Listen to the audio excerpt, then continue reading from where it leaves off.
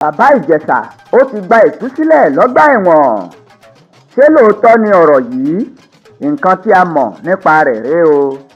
Láti bí ọjọ́ mélòó kan sẹ́yìn ni fídíò kan ló ti lu orí ayélujára pa, èyí tó ṣàfihàn wípé gbajúgbajà òṣèré lọ́kùnrin ni Ọlárẹ̀wájú James, ẹni tí ọ̀pọ̀ ènìyàn mọ̀ sí Bàbá Ìjẹ̀ṣà, wípé ó ti gba ìtúsílẹ̀ lọ́gbà ẹ̀wọ̀n ní ọdún 2022 ní ilé ẹjọ́ kan tó kalẹ̀ sí ìlú Èkó ló dájọ́ wípé Bàbá Ìjẹ̀ṣà ó jẹ̀bi ẹ̀sùn ìfipábánilòpọ̀ pẹ̀lú ọmọdébìnrin kan tí ilé ẹjọ́ náà sì rán ní ẹ̀wọ̀n ọdún 16.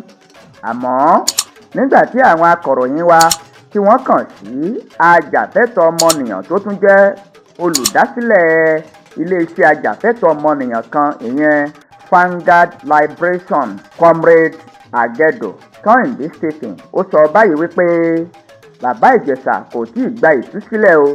Ó ní ìròyìn tí àwọn ènìyàn ń gbé káàkiri lórí ayélujára, wọ́n ní ìròyìn òfegè ni tí kò fẹsẹ̀ múlẹ̀ rárá.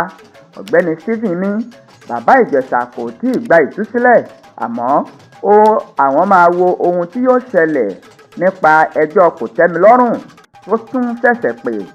Fídíò táwọn ènìyàn kan ń gbé kiri lórí ayélujára jẹ́ fídíò ìgbà tí wọ́n kọ́kọ́ fi Bàbá Ìjẹ̀ṣà sílẹ̀ ní àhámọ́ ni àwọn ènìyàn fi sórí ayélujára báyìí.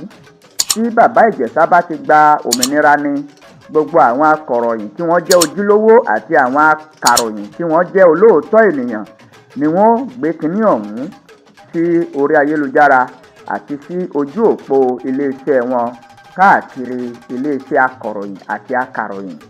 Bàbá Ìjẹ̀ṣà gan fúnra rẹ̀ yóò ṣe ìfọ̀rọ̀wánilẹ́nuwò pẹ̀lú àwọn oníròyìn. Àmọ́ àwọn tó wà nídìí fídíò tí ó ń parọ́ mọ́ Bàbá Ìjẹ̀ṣà yìí tí wọ́n gbé sórí ayélujára àti ìmọ̀ irú àwọn ènìyàn bẹ́ẹ̀. Comrade Stephen ó wà lára àwọn tó dúró láti rí wípé ìdájọ́ òdodo wáyé lórí ọ̀rọ̀ Bàbá Ìjẹ̀ṣà. Ẹ jọ̀ọ́ ẹ bá subscribe pẹ̀lú dáhùn lọ́wọ́ rárá, ẹ bá subscribe.